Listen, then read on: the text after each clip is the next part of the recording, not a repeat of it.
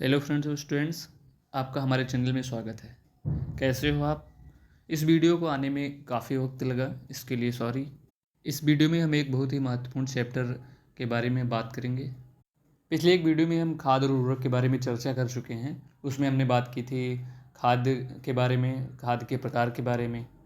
उसमें हमने थोड़ी सी उर्वरक के बारे में बात की थी, लेकिन इस वीडियो में हम बात करेंगे नाइट्रोजनीय उर्वरक क्या है, फास्फेटिक उर्वरक क्या है, पोटेशियम उर्वरक क्या है, यौगिक और मिश्रित उर्वरक क्या हैं आदि के बारे में।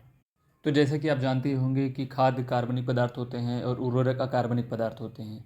खाद में बहुत सारे पोषक तत्व तो कम मात्रा में पाए जाते हैं, जबकि उर्वरकों में एक या दो पोषक तत्व तो बहुत अधिक मात्रा में पाए जाते हैं।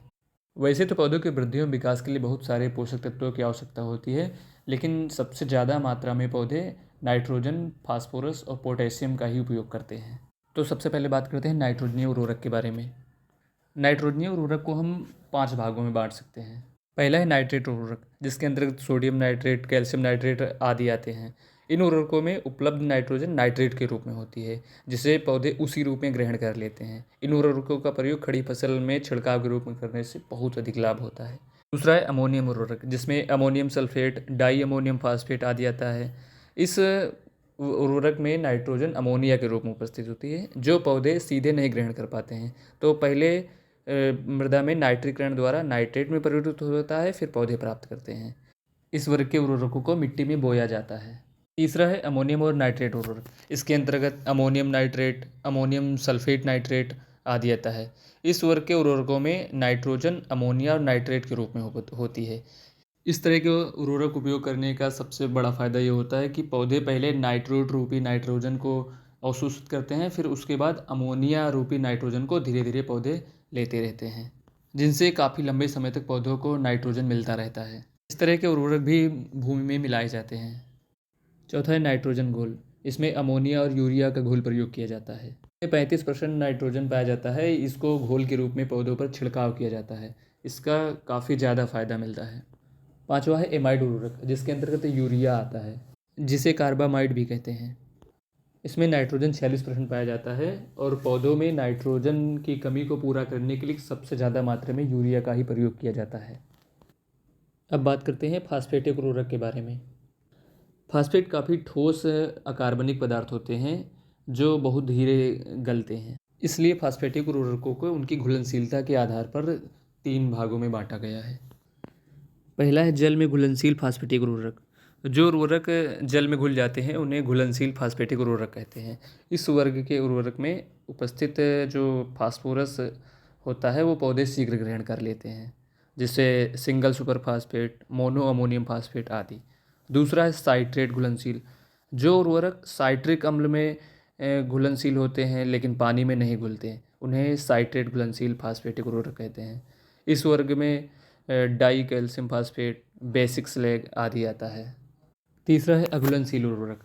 जो उर्वरक पानी और साइट्रिक अम्ल दोनों में नहीं घुलते हैं, उन्हें अघुलनशील फास्फेटिक उर्वरक कहते हैं। इस तरह के उर्वरक सामान्य मृदाओं में नहीं प्रयोग किए जाते हैं।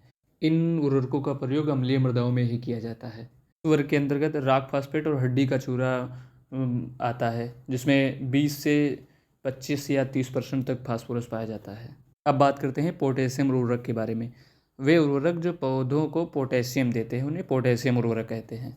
भारतीय मृदाओं में पोटास की कमी पाई जाती है, इसलिए पोटास युक्त उर्वरक विदेशों से आयात किए जाते हैं। पोटेशियम उर्वरकों का भी क्लोराइड की उपस्थिति के आधार पर 2 भागों में बांटा गया है।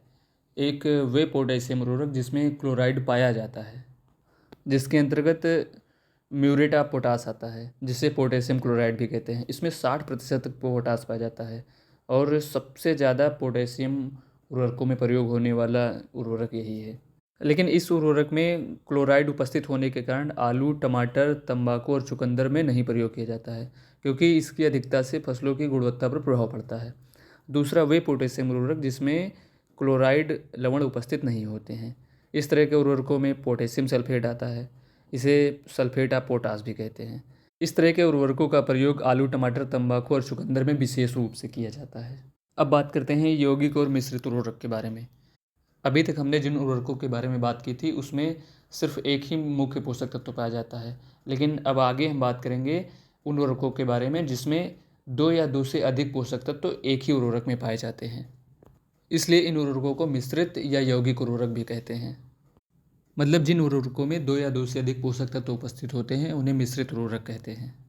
लेकिन जिन मिश्रित उर्वरकों में 2 पोषक तत्व ही उपस्थित होते हैं उन्हें अपूर्ण मिश्रित उर्वरक कहते हैं।